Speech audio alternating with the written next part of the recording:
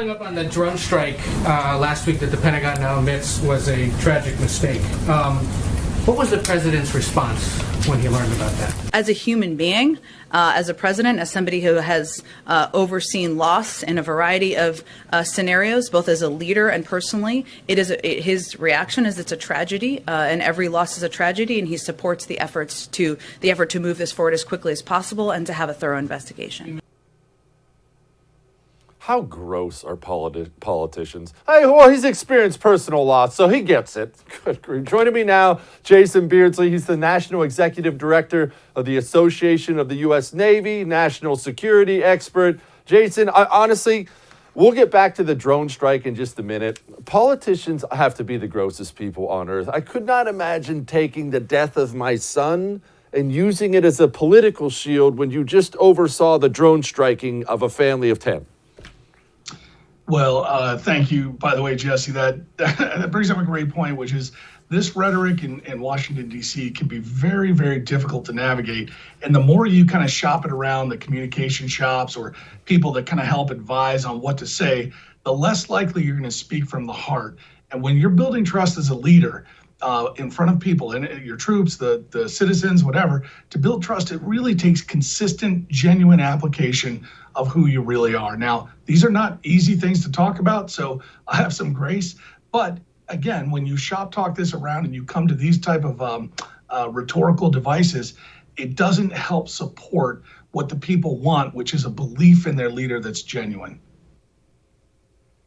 Okay, Jason, back to the drone strike itself. Can you elaborate on this for people who don't have any experience in this area? I'm still trying to figure out how this can happen. Obviously, we rely on intelligence on the ground. We don't just pick out a random Volkswagen on the highway and drop a Reaper drone's payload on it. We clearly have some kind of intel, right? So how do we end up destroying an aid worker and kids? This one's very unfortunate, and it weighs heavy on a lot of folks' heart. But what we saw in the drawdown from Kabul is that we were very reliant on the Taliban. And what most people who've been on the ground know, and you'll hear pundits talk about, is they're not a trustworthy partner. They've been hostile to the American enterprise for a long time. So the very fact that we found ourselves in a position to have to rely on trust built with the Taliban was the first mistake. Secondly, if we're getting our intelligence from that partnership or from negotiating with them to get out, we ought to be much more deliberate and careful before we do something like this. And don't forget, the Pentagon was very clear. They hit the target they intended to hit. That's what they said immediately. And they assured us that these were ISIS leaders without giving us the fidelity. So the only thing this points to is that they received bad intelligence, more than likely from people they were trusting on the ground, the same people who stopped Americans from getting in the gate at Kabul. That's the problem here. Jason, now I'm not naive. I understand it is an imperfect world, and I understand oftentimes the intelligence we do gather is from people who are not necessarily the most upstanding citizens on the planet.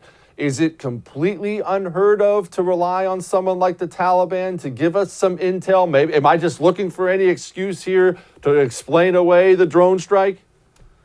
It is very, very rare to rely simply on an enemy or a questionable partnership to do these type of strikes or anything that could cause casualties.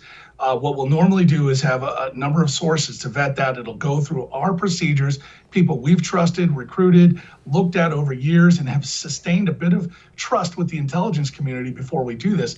But don't forget, from early spring on, Spokesman Kirby and others were talking about how the DoD would protect our people or assets on the ground once we withdrew. And the answer was always over the horizon. Over the horizon means remote. That means the intelligence is usually collected by electronic means, data, signals intelligence, satellite intelligence, drones. What that usually means is you're going to lose fidelity on the ground. And it's actually one of the reasons we went to the 9/11 scenario that we did is we had been relying too heavily on remote-like intelligence before the events of 9/11. So we taught ourselves a lesson. By this point, we could see that lesson is now waning or eroding in the hearts of our intelligence community. We need to get back to aggressive, on the ground, vetted, verified intelligence. Hey, thanks so much for watching the first on YouTube. If you liked what you saw, go ahead and like and subscribe. You heard me. Like it, subscribe. You'll get a lot more of it and a lot more of me.